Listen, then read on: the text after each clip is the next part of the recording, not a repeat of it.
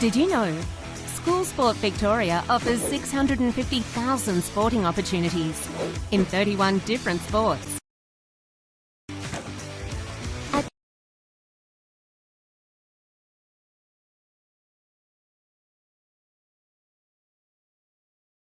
10,700 events across the state every single year. That's a lot of kids playing sport.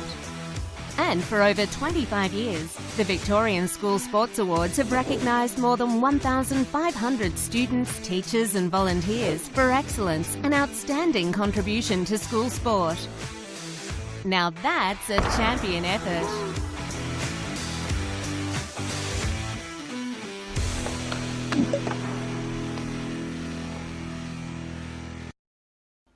Good morning and welcome, or should say good afternoon and welcome. We've got Sebastian Pasquali. We're having a few internet issues. It's my side, Sebastian. Don't worry, you're all good. You got good strength. I've got sad strength right now. But look, we've got this young man on the show and I've been looking forward to this. How are you today, mate? Yeah, I'm good, thanks. Good to be here.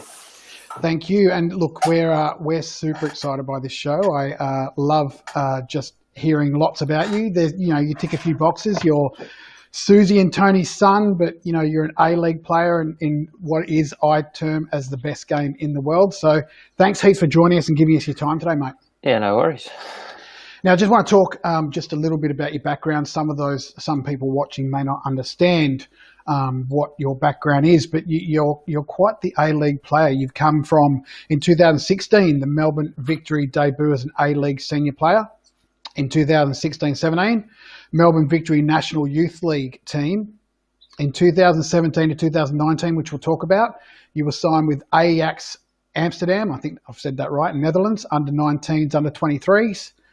And also during that time, you captained the young Socceroos at the AFC Asian Cup. And then 2019, represented Olyroos at the AFC Champions Cup. And now you're an amazing player signed with Western United. Brilliant stuff, mate. Brilliant stuff. How does it feel to have that read back to you? Yeah, it's pretty. It makes me feel pretty happy. Yeah, it feels like I'm on the right path. Nowhere near where I want to be yet, but yeah, I've definitely had some good experiences so far. Brilliant.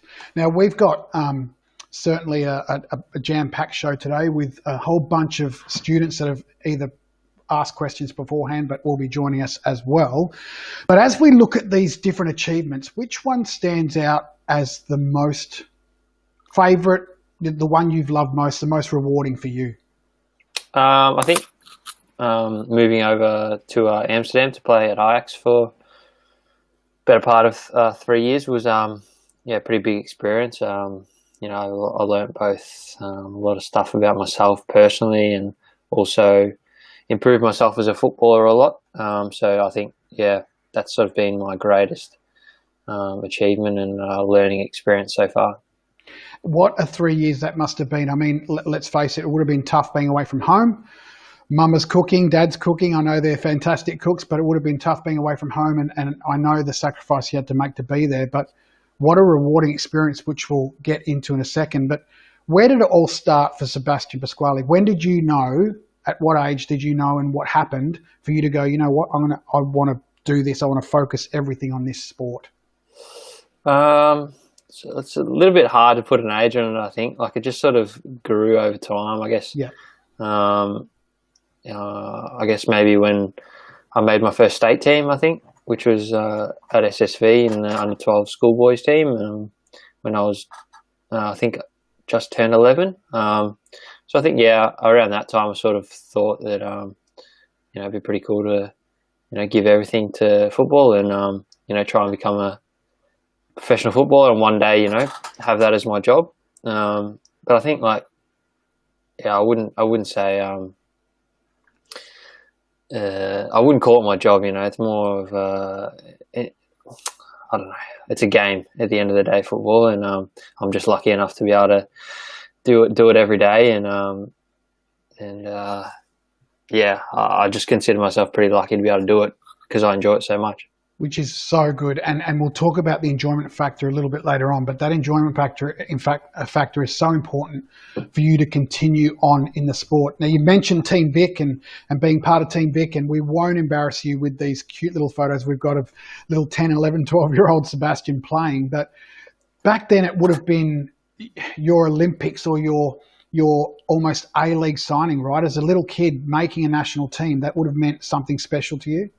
Yeah, I think so. I think, as you go through trials and you get through each stage and you realise like how many kids are also trying to get into the same team, I think you sort of feel like, you do deserve to be in a representative squad, and then you get to travel interstate to play against all the other states, and it feels like a pretty big occasion, and with that comes all the nerves and all the excitement of playing in a national championships, and I think that was just a really big experience. Both the footballing aspect, but also traveling to play soccer. It was my first sort of flight, I think it was actually, and I think it was actually in Newcastle, Nelson Bay, so it was a pretty nice area, and beautiful. It was a really enjoyable time. Very good. Now you went to Maribyrnong Sports Academy, and they certainly got right behind you as a champion footballer and set you up. What about primary school? How did they feature in your sporting pathway? I went to primary school at St Bernard's Primary School in Wangaratta. It's a little country town, and I guess they sort of just provided me with the like they do with any young kid, I guess. I think the biggest thing that they did for me was wouldn't get angry at me when I didn't come to class on time after lunchtime or recess, because I was out still playing soccer with my mates.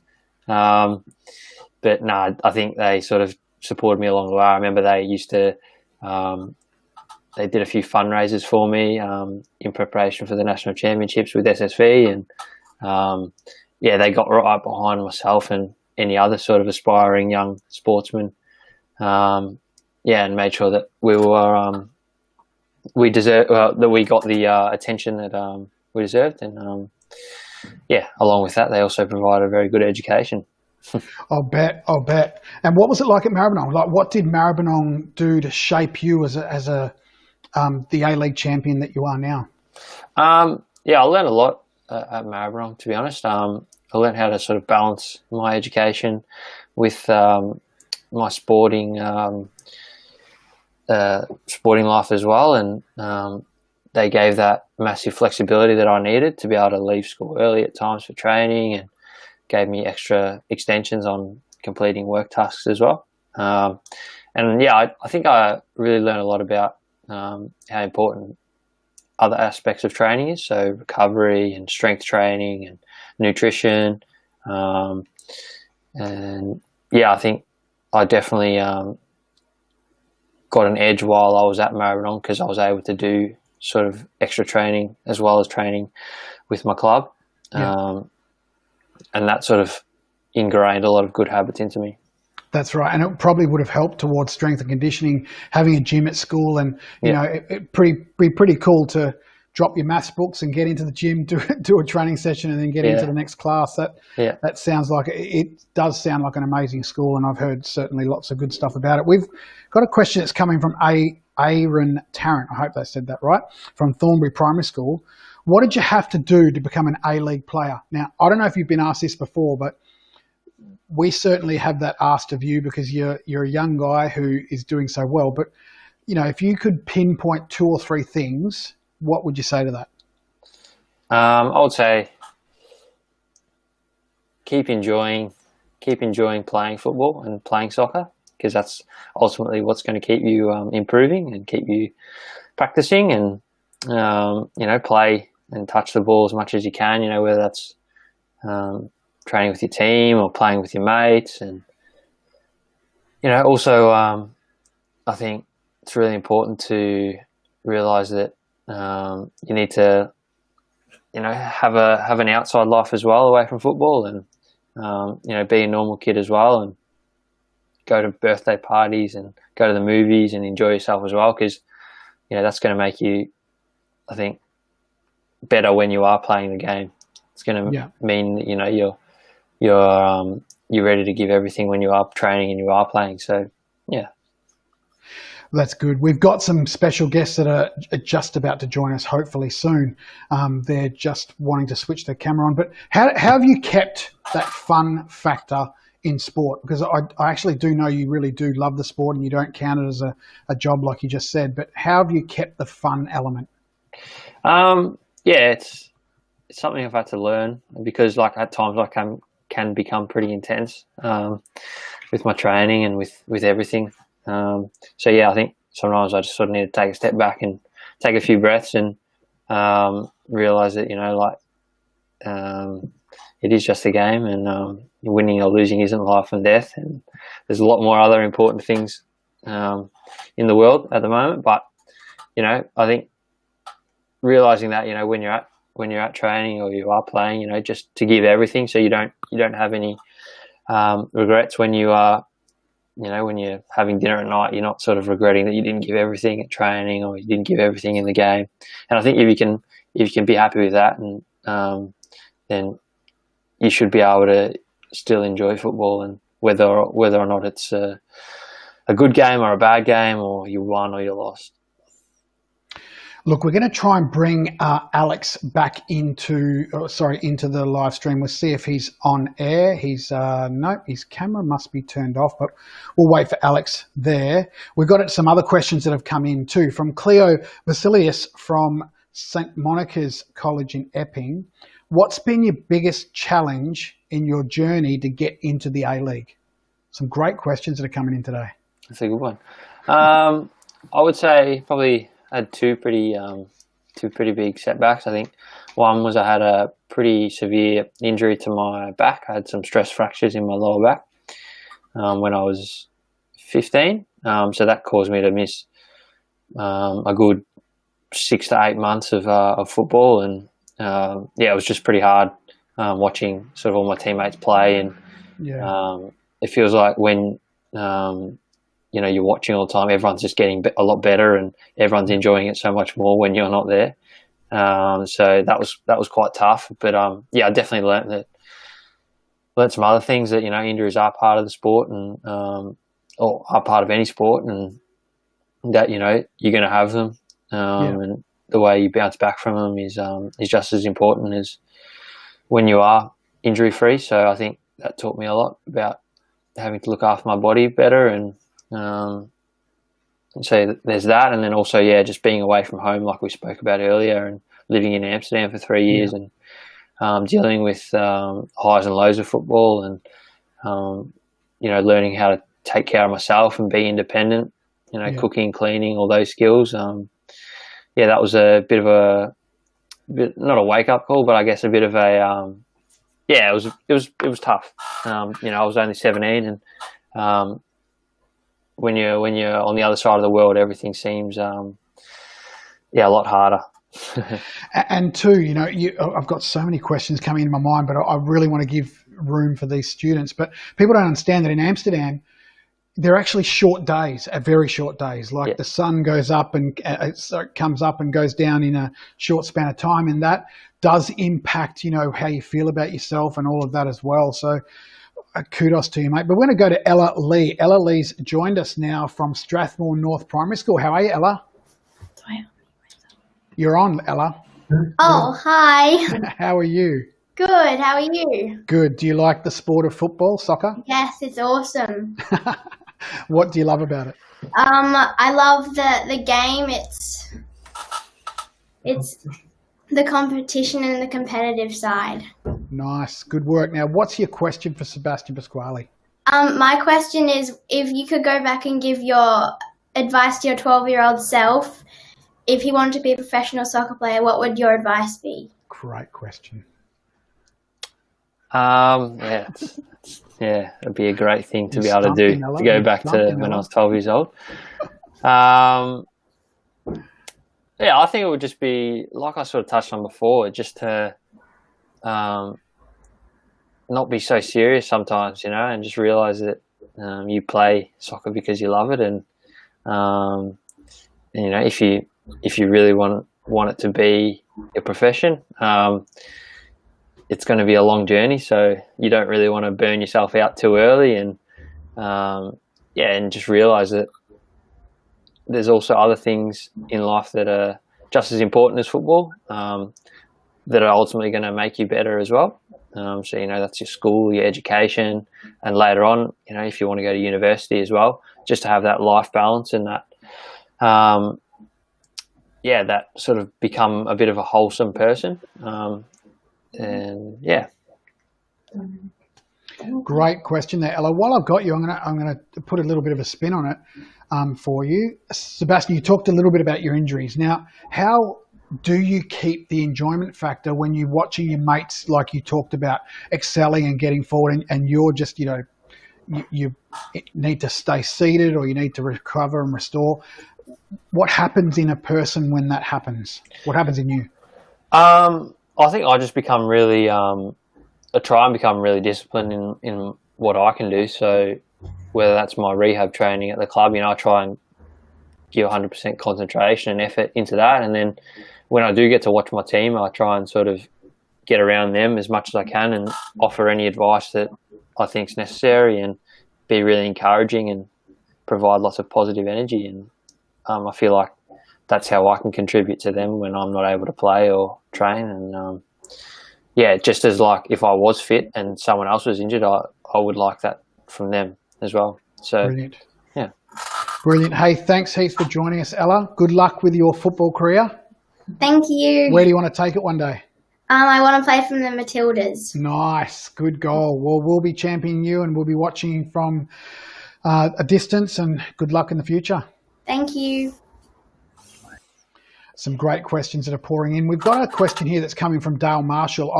I'll read it for you because it's sort of cut off on the screen there. But how did you feel coming onto the field in 2016 International Champions Cup against Juventus? You scored the winning penalty against a world-class team. How does that rate in your experiences so far? Like, that's got to be one of the best, surely. Yeah, it's. I may have forgotten about that one, but that was pretty big night. I was pretty emotional, to be honest. Like, I was so excited and nervous at the same time. But I think like it's probably one of the few nights actually that I had on a football pitch where like it was just everything just flowed, and you know, you weren't thinking about anything. You were just sort of totally engaged in the moment and in the game. And it's quite hard to explain. I think a lot of elite athletes probably experience it, you know, in their best games. But aside from that, you know, the occasion being at the MCG and being against Juventus, if you combine all that, then it was quite a good memory, and one that you know, I do tend to think about from time to time, and it just sort of encourages me to keep going and to one day hopefully get back and play against Juventus, maybe at a different club. Nice. Now, I've got to say, I know you're not a self-promoter at all, but I think you're being a bit modest there. That it's when you said it's one of the few times everything worked. I've watched you play, dude, and I think you play exceptionally well most games. So brilliant stuff. Just on experiences, one of my favourite memories of you, hopefully you haven't forgotten about this one, but Kevin Muscat, you're part of victory. Kevin Muscat calls you on to score the winning penalty in that game. How did that feel? Yeah, I think from memory, like, you know, Kevin just sort of, you know, asked who wanted to take a penalty, and I put my hand up straight away, and like luckily I was right in front of him, so he penciled me in for the fourth or fifth penalty, I think it was, and I was just glad that I wasn't first. I think it was I was a bit lucky to be within his eyesight. But I actually missed a penalty a couple of days beforehand in training when we were doing practices, so I was actually surprised he put me down for one. But I was pretty confident after coming on, and sort of I didn't think I felt pretty unstoppable, so I just thought I'd give it a go. Brilliant stuff. Now, I mean, I've been watching soccer for a long time, and I knew your confidence was good, but what that did in that moment, I think showed a lot of character for you, because that was a make or break. Because as you would know, one of my heroes, Rossi, missed a penalty in the World Cup, never recovered from it, and now it's not the same. It's not a World Cup, but let's face it, it's a big moment for you, and it didn't break you; it made you. You came alive after that. So we've got Noah Grieve, who's joined us here on the show. Noah comes to us from. G'day, Noah. How are you? You're from Hillcrest Christian College. How are you, buddy? I'm great. How are you? I'm from Mount Waverley. I'm actually from Waverley North. Sorry, Waverley North. Yes, Mount Waverley North. I'm sorry about that. Just talk to us about the game of football soccer. Do you love it? Oh, yeah, it's my dream. It's basically my whole life. Nice.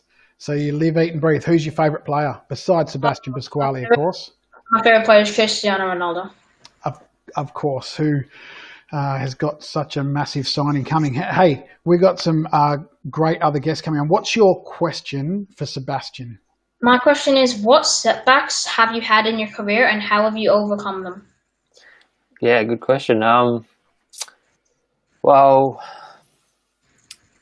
I think probably the best one and most common one that I can give you is just injuries, I think. Can be quite frustrating, especially when, football is your profession, and I guess if you're working in an office, or if and you're injured, I think you can still do your job. But when you're injured as a footballer, it sort of feels like you can't play, and you can't get that enjoyment, which is why you play the game. And so, yeah, whether it's a 1 week injury or a 6 month injury, it can feel like a year has gone by and you've missed out on so much, especially for me. So, yeah, I think I try and deal with injuries, by knuckling down and concentrating 100% on getting my body back and getting my body right, and doing everything that the physios and the coaches are asking of me to get back to full fitness. And sometimes you'll be asked to do nothing, completely nothing, not even touchable, not even walk, and if that's what's required, then that's sort of, you have to learn that that's what you have to do, and they've got your best interest at heart. And sometimes you just have to listen and ask for help, and that's what's gonna if that's what's gonna get you back out there, then that's what you have to do. So I've definitely learned that, and I still struggle with it now, but I think I'm getting better at it. And I think that's a good piece of advice that I can give to you, is just if you do get injured, just make sure you do all the right things, so then you can get back out there quicker. Good work. That's a great question. Noah, how do you go with injuries? Me? Yeah, how do you go with injuries? Yeah, I'm pretty good. I've not really had a big injury so far. Fingers crossed. That's good. So where do you want to take football one day? I want to take it to playing for Ronaldo. Nice. Very good. Well, we're going to continue to champion you, and good luck out there at Mount Waverley North Primary School. We hope they're getting behind you as much as they possibly can as well. Thank you for having me. No worries. Some good questions coming in, and I don't know if you realise how much of a following you've got, Sebastian. I think there's a whole bunch of people that follow you that you don't even know. Got another question who's come in from Ben Franku, and this is what he said. What key areas of football would you focus on, or you think are the most important for a pro football player? I think the mental side of the game is very underrated. I think it's in the spotlight a lot more, especially these last few years. But yeah, I think it's very underrated, and a lot of players don't actually think that they need to work on it, or that it is something that can improve their game. And they can be things from being, resilient, dealing with setbacks, doing things like meditation and mindfulness, and how beneficial they can be. There's a lot of things, having a positive mindset, being able to deal with tough moments on the pitch, whether you're having a bad game, how can you, sort of stay hopeful in your head that, things will turn, and just sort of learning to control what you can control. I think that's it's a pretty important skill to have if you want to reach the top, because when you get to the elite level, everyone can play soccer, everyone can play football, everyone can pass a ball. Most people can pass it with both feet, so everything gets narrowed in towards what aren't people doing. So you got to find the edge, I guess.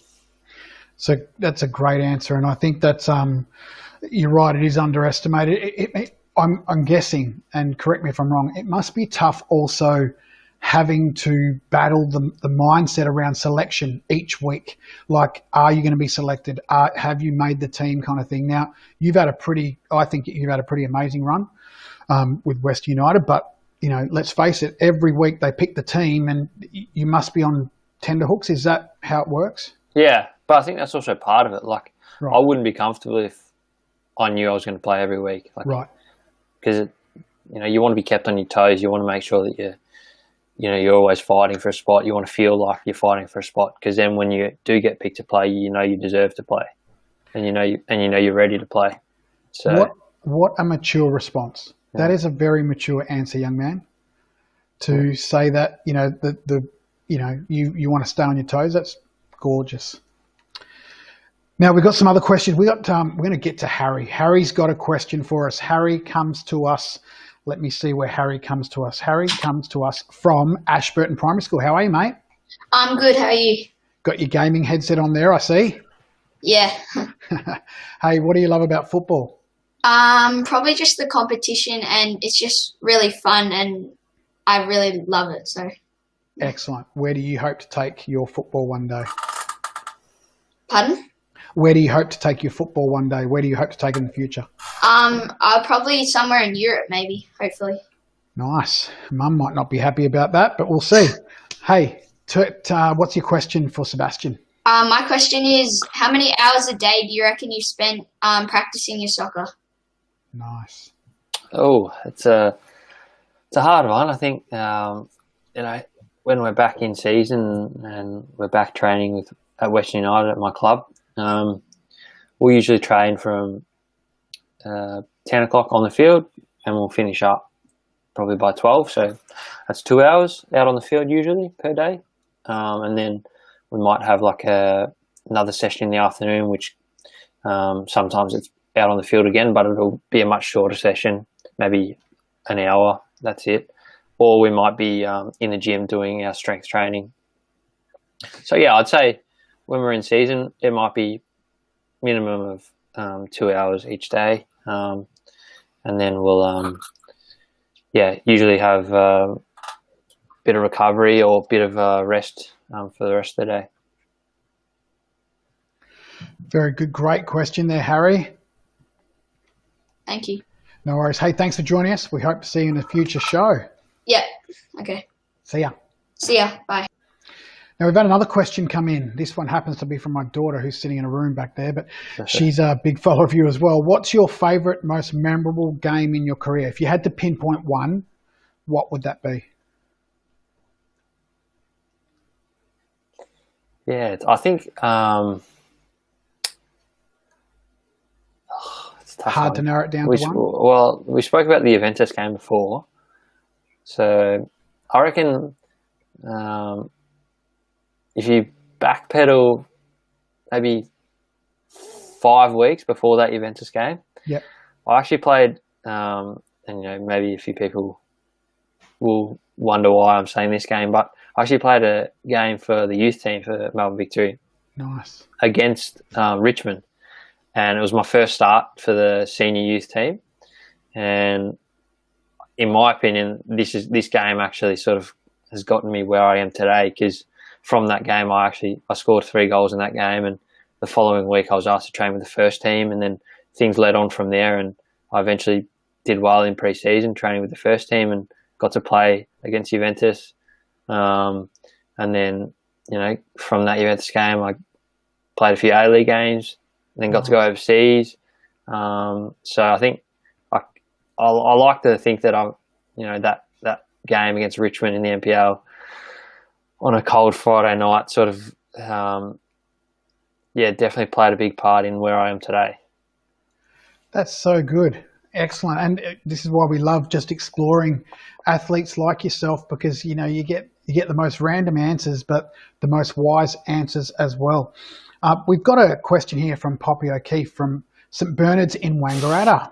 You obviously know Poppy O'Keefe, judging by your reaction. How important do you think it is to be able to use both feet equally, left and right?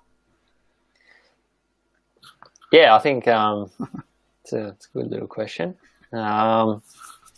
It's pretty important, I guess, especially in the modern game.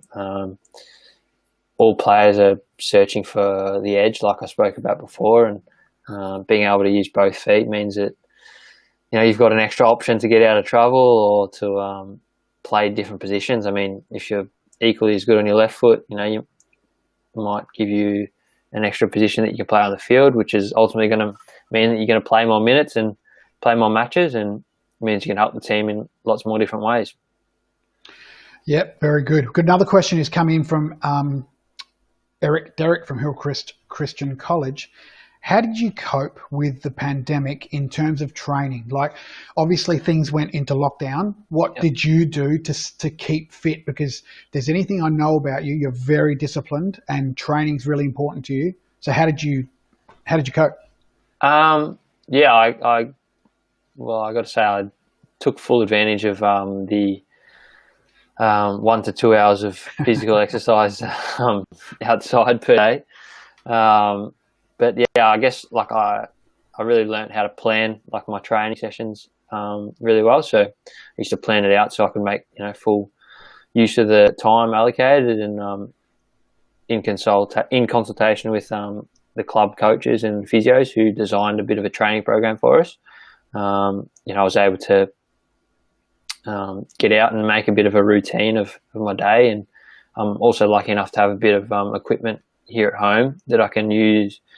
I've got a bit of a home gym set up, so I was always using that in the afternoon and doing my fields training sessions in the morning. And I think routine is really important, and being able to plan out your week so that you've got to maybe have a day off on the Wednesday, so then you can train harder on the Thursday and Friday, and then might have an easier session on the Saturday, and then you might have Sunday off again, to make sure that you can sort of keep up and keep fresh, not only physically but mentally as well. And I think it's really important to look after your mental health, which has become a big thing, especially throughout the COVID pandemic. And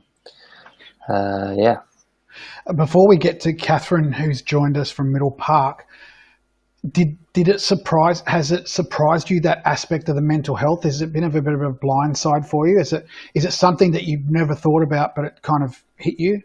No, I was sort of lucky enough to probably about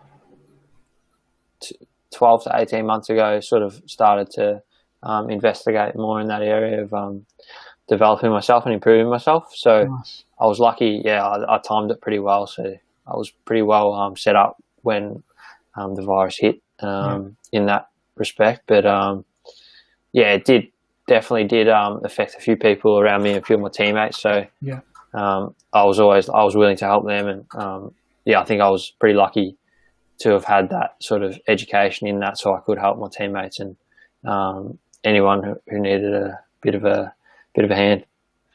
We're going to get to you helping teammates in a second, but we've got Katherine, who's joined us from Middle Park Primary School. How are you, Katherine? Good, thank you. How are you? We're good, thank you. Thanks for asking. So tell me, what's your question for Sebastian? I have two, and one of them is, what stretches do you do before a game? Yep. So I like to do what's called dynamic stretches. So ones where you're not holding the stretch for too long, because you sort of want to keep your muscles moving and your muscles warm because you're about to go out and run around. So lots of things like leg swings and maybe some high knees and some heel flicks. I think they're all sort of really good stretches to get you ready for a game. Yeah. Very good. Do you know the difference, Katherine, between dynamic and static stretching?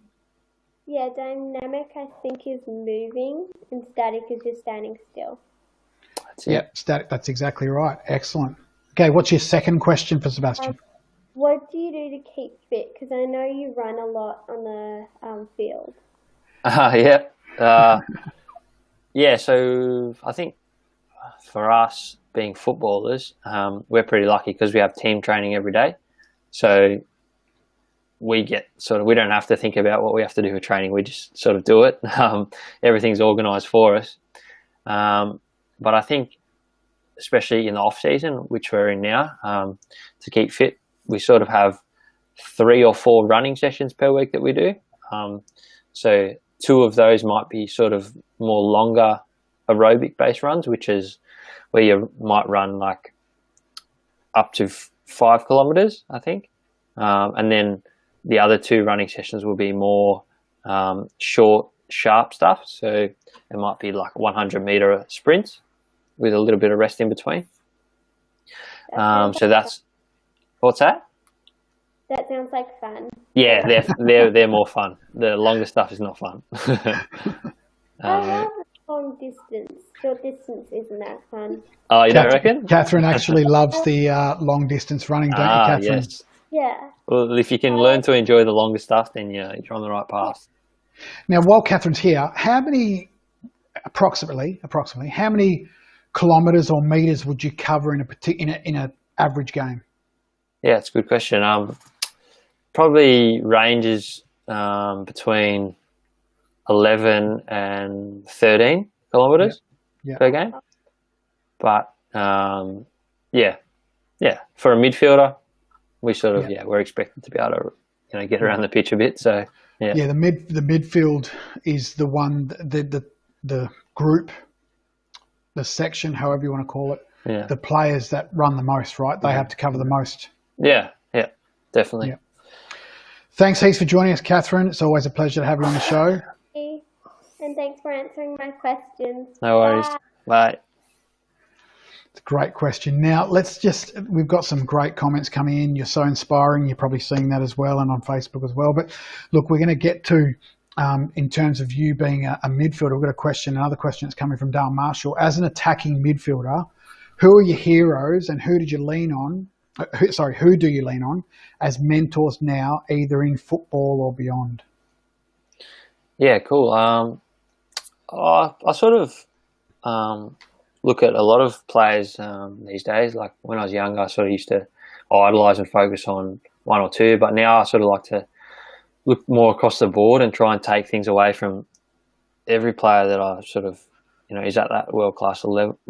There's, to name a few, I mean, you got Sergio Busquets at Barcelona, Luka Modric at Real Madrid, Thiago at Liverpool. I mean, the list goes on how many top midfielders there are in the world. So I think it'd be a little bit naive if you were just to pick one and try and copy him, because no one is the complete player. No one has every skill. So I think it's really important to be able to take little things away from each player and try and add them into your game slowly.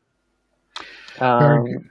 Yeah, and just the other part of that question, I think mentors that I have now, I sort of look at definitely my immediate family as mentors, so my mum, dad, and my brother, and just sort of what they do day to day is pretty special. And I think as elite sportsmen, you can sort of get caught up in thinking that football is everything, but I mean, just the people who work in normal jobs are also pretty special, and how they can balance everything and keep themselves healthy and fit as well is really important.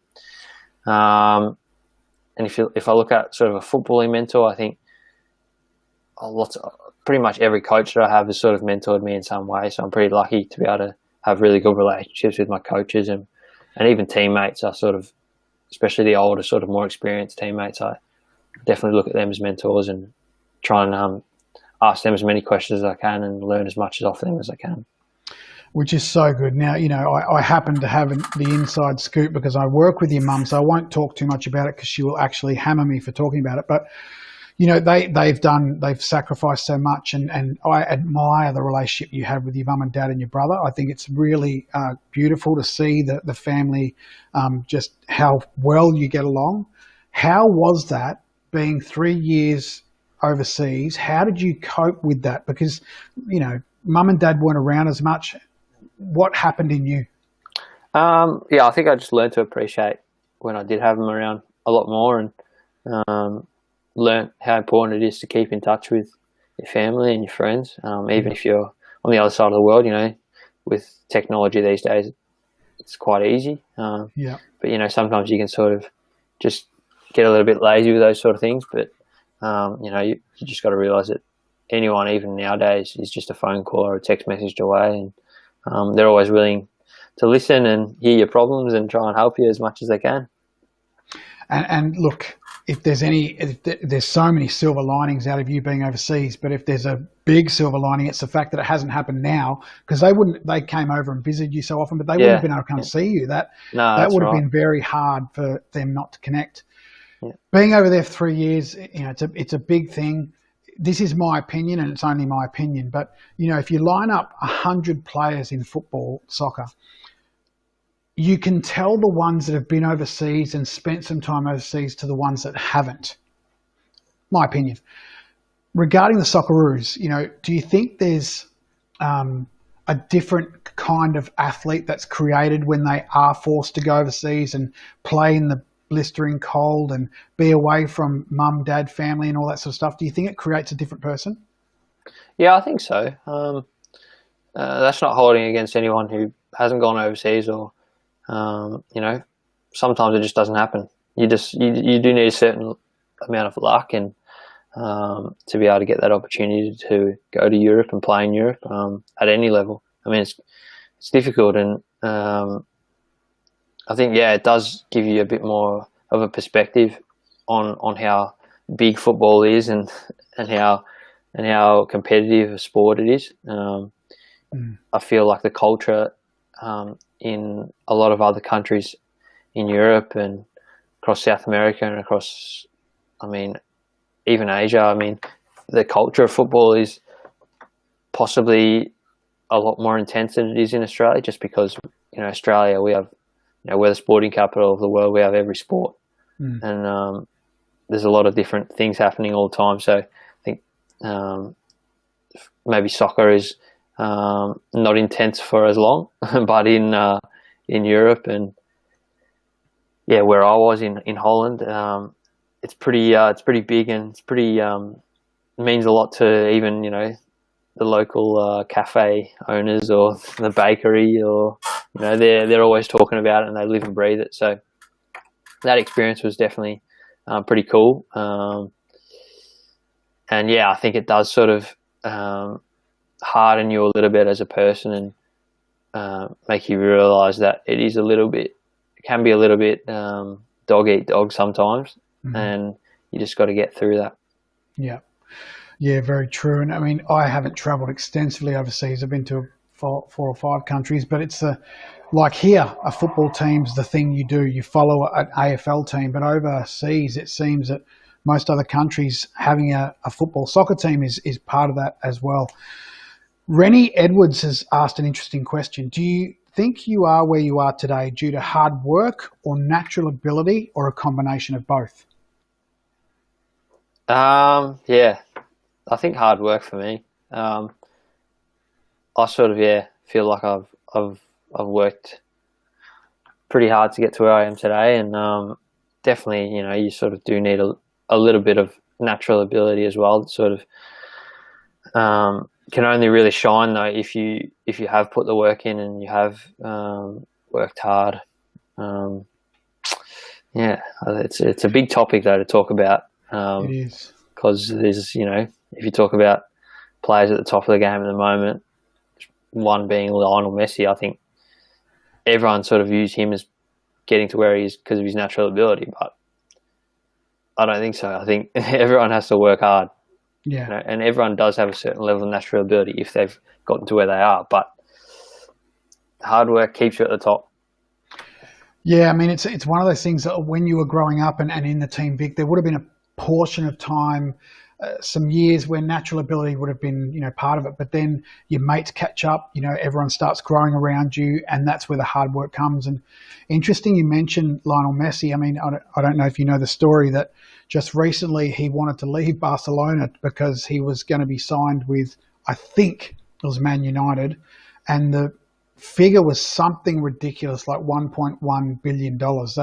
That's the first time that a player in that sport has been signed at that level. I just can't even fathom how much that is. Yeah, no, it's money's a pretty big thing in football these days, and I think for players like him, it probably doesn't really bother him too much about the money because he just enjoys football, and he's pretty content where he's at Barcelona, I think, and he's at a pretty good club, and they're probably not in the most successful period at the moment, but with them, it's only really around the corner. So very true. Yeah. Now, I could speak to you for hours, mate, but we're fast running out of time. We've got a couple of questions, but I want to touch on something important.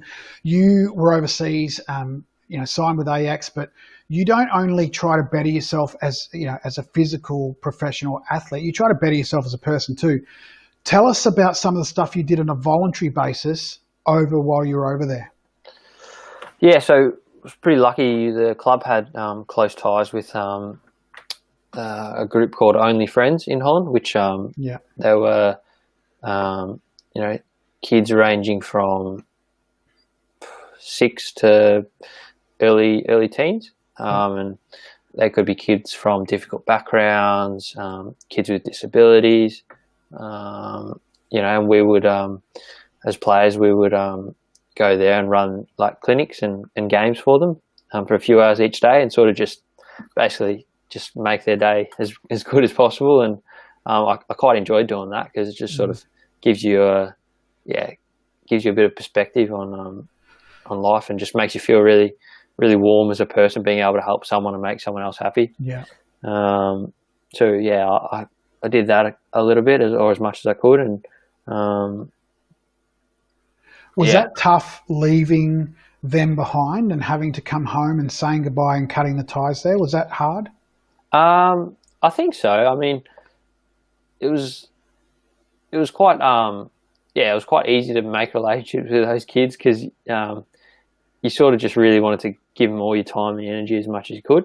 And I think even though it might be a new kid every week that you'd spend time with, like you felt like, or that I think they felt like, you were their best mate straight away. So that was quite hard. They wanted to hold your hand and sort of run around with you, which was that sort of was, they were pretty special memories. But I think it was just sort of the next person's job now when you leave a football club that does those sort of things. And at Western United, we definitely do those things as well out in the community.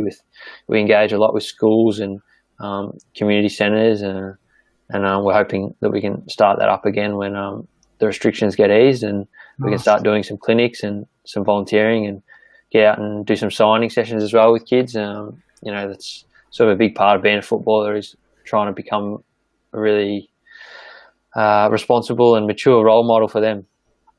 That's very good. Now we're going to get to a couple of last questions. I mean, I really look forward to. I love hearing that because you're such a good role model, Seb. Seriously, Mel Camilleri's said this. I'll read it out for you because it's again cut off on the screen. As a player, confidence is very important.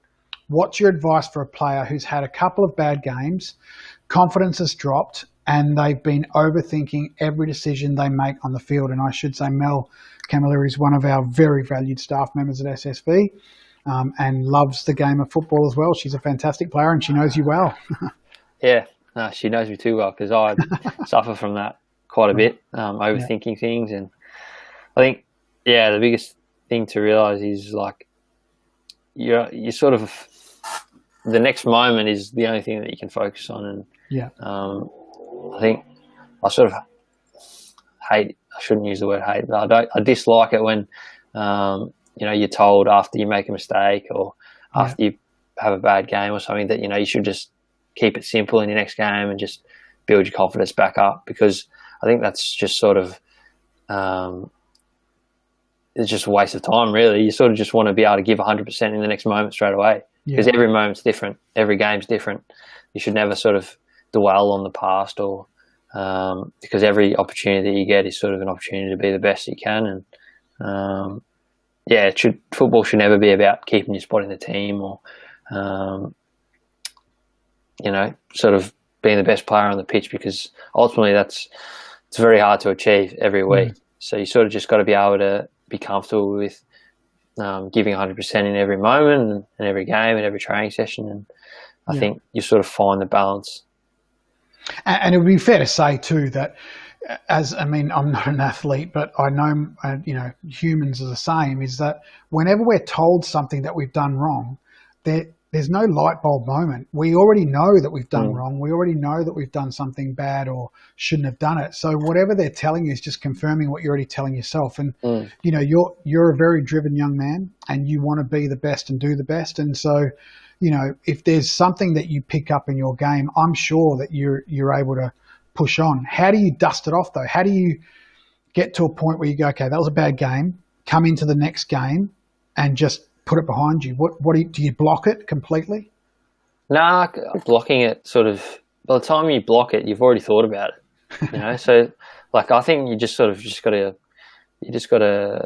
be able to deal with the thoughts, you sort of got to be able to if you've just made a bad pass or something, like, and then you sort of start spiraling and thinking, I'm having a bad game. Like, if you try and just block that thought out, like it's too late, because if there's a game where, you can't block it out, then you're sort of stuffed, I think, in a way. Yeah. So you just sort of got to be able to deal with those thoughts and realize that it's normal. Every player thinks about it like that. So yeah. Now, a couple of last questions. One from Ben Franco.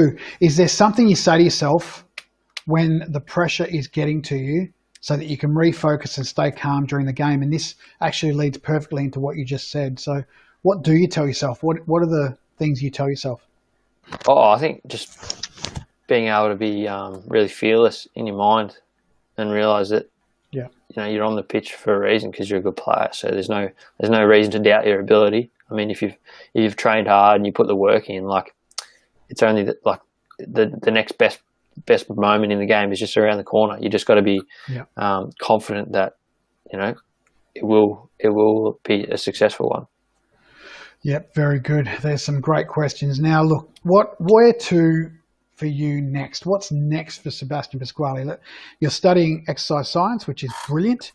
But fast forward 10 years from now, what would you love to see yourself have achieved without putting pressure on yourself? What do you want to achieve? I think it'd be really special to be able to represent the Socceroos. That's definitely a big long-term goal, and I think also maybe get back over and play in Europe one day as well, and play first team football in Europe. I think that would be pretty special. And I think sort of maybe a bit shorter term, I think have a bit of success with Western United. I mean, we finished off last season pretty well. I mean, we just got pipped at the post in the semi-final, but I think we're definitely building something special, and we've got a really good group of players, and hopefully we can achieve something this season and get back up there. But I know you've probably heard this a million times, but I'm just going to repeat what you've already heard. Western United debut year makes the finals. Who would have thought that is quite an extraordinary achievement for both yourself and for the team? Would you agree that surely the feedback you're getting from the club is that the fans are loving it? Yeah, I think we probably have a pretty unique set of fans, being from the Western Melbourne. I mean, they're relatively hardworking people, and I think we mirror that as players on the field and the way we play. So I think that's sort of why they could resonate so well with us. And we were just happy to make them proud, really, and get to the semis. I mean, we were pretty disappointed that we couldn't make the grand final, but that's in the past now. So we can only sort of have a good start to the season this year and get a good pre-season in our legs, and get back there.